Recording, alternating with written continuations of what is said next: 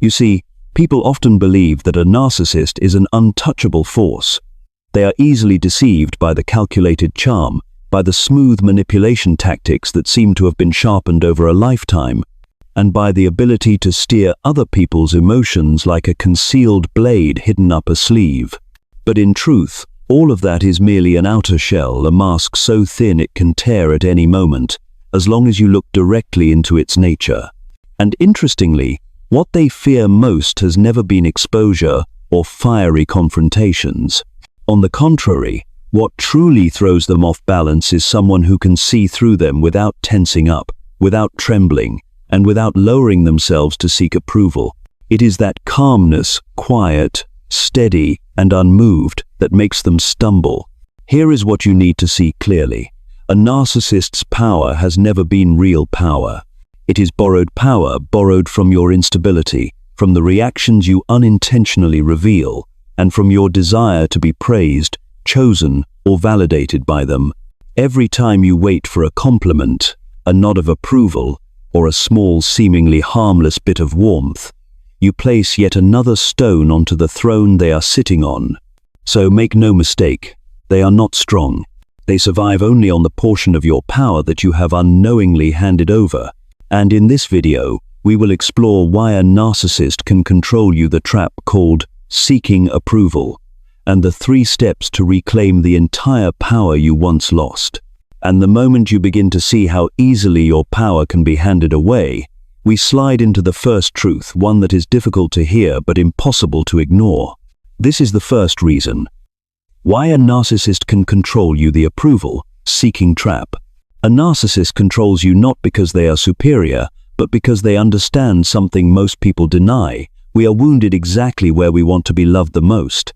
They know you crave affirmation, warmth, the feeling of being enough, and they touch that point with surgical precision, gently, deliberately, like a locksmith who knows exactly which mechanism to turn. They do not give much, a vague compliment, a brief moment of attentiveness, a tiny spark of affection that feels rare enough to matter. And precisely because it is rare, you treasure it.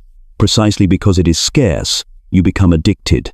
But the moment you grow accustomed to that warmth, they pull it away so abruptly that your emotions collapse before you understand what happened. They create a vacuum, then let that emptiness consume you. When the emptiness grows large enough, you start chasing, not chasing them, but chasing the feeling they engineered you to miss. That is not love. That is dependency crafted with intention. The more you fear losing their approval, the more power they gain. The more you react, the more precisely they adjust the strings. The more you try to prove you are good enough, the higher they sit on the throne you built for them. The saddest part?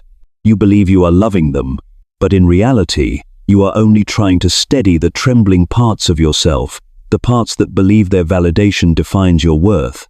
Imagine stepping onto the stage of your own life, but instead of facing reality, you look only into the mirror they hold up.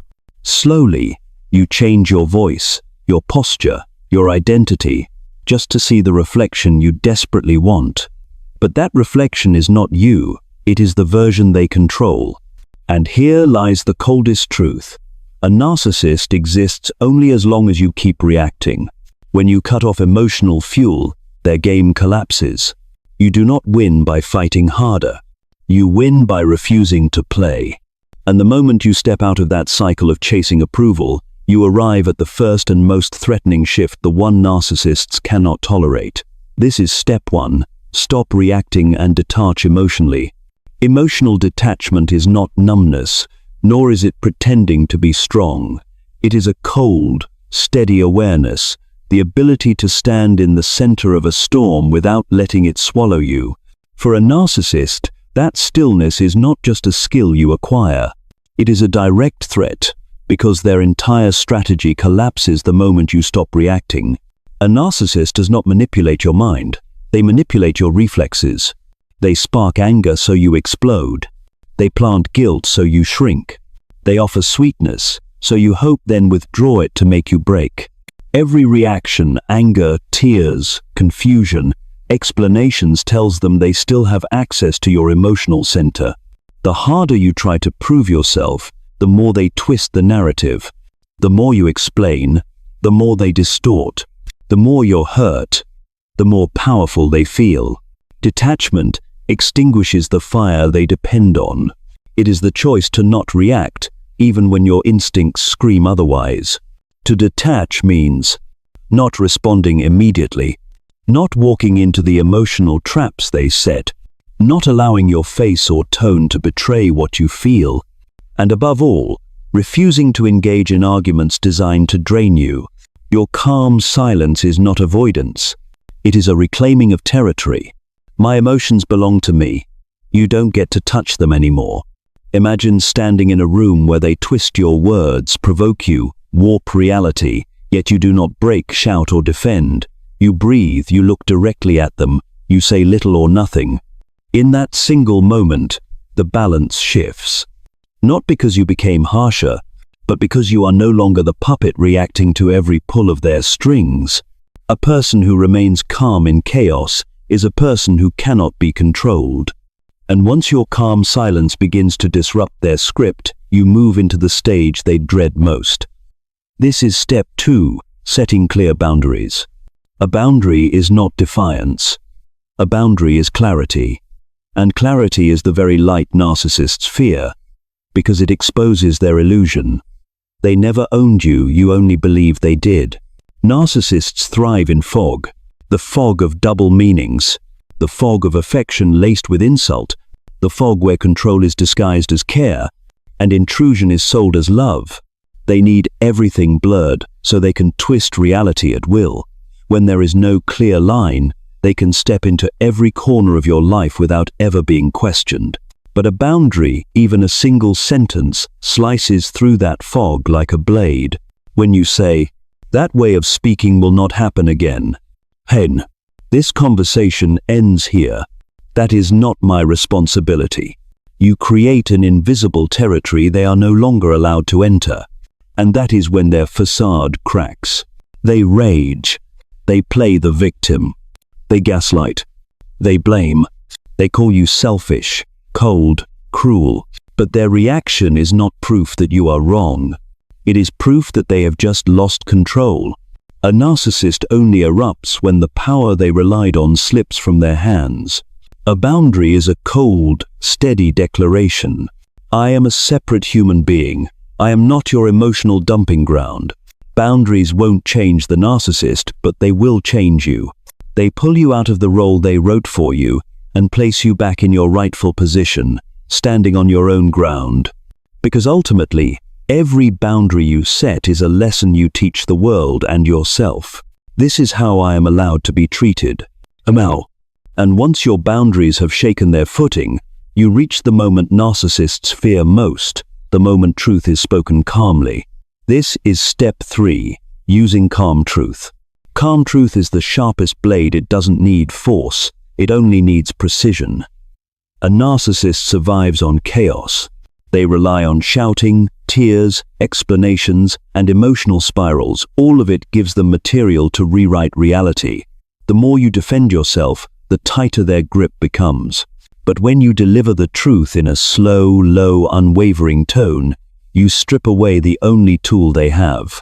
A narcissist is like a magician who depends on distraction.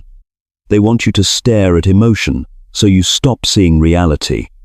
The more upset you are, the easier you are to maneuver. Calm truth, however, shines a clear light on their hands, and every trick collapses. When you say, "No, that's not true. Here is the reality. I do not accept your version of this."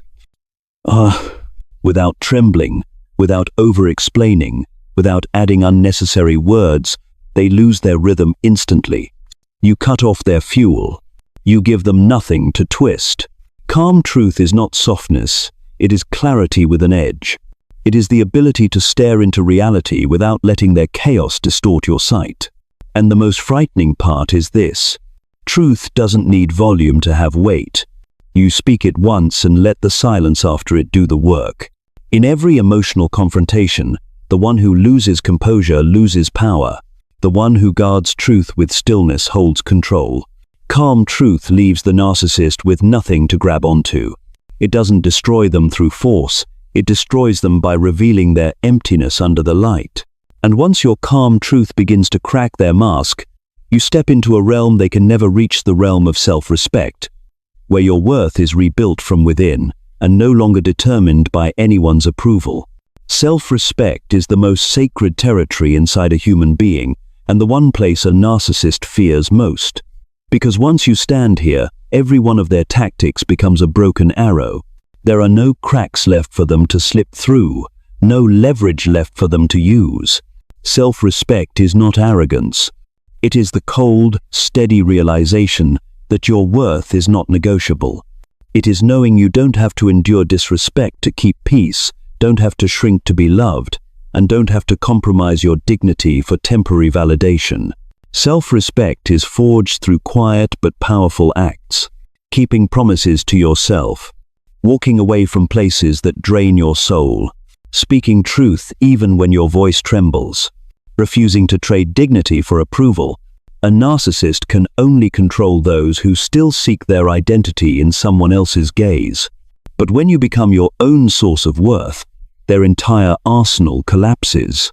A self-respecting person does not need to say, "I deserve better." Their stillness says it for them. They do not chase. They do not over-explain. They do not beg to be understood. They do not seek validation from someone committed to misunderstanding them. And when you can look at them calm, steady, unmoved and say, "I wish you peace, but not at the cost of my own," that is not a farewell. It is a declaration of sovereignty. That moment is the narcissist's deepest fear, facing a person they can no longer manipulate, no longer provoke, no longer pull into their chaos. And from the very moment you reclaim your self-respect, something shifts.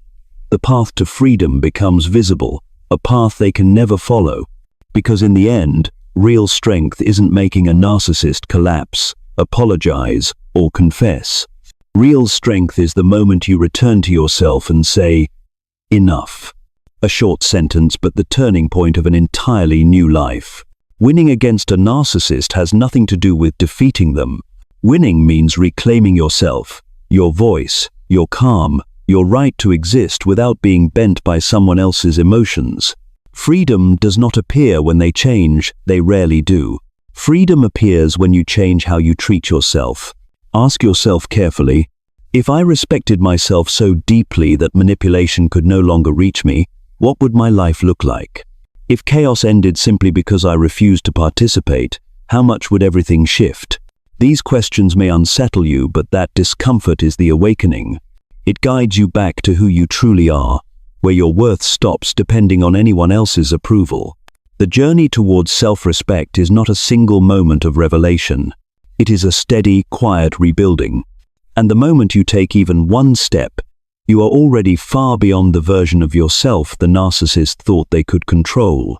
Because ultimately, you don't beat them at their game. You step off the board and leave them playing alone.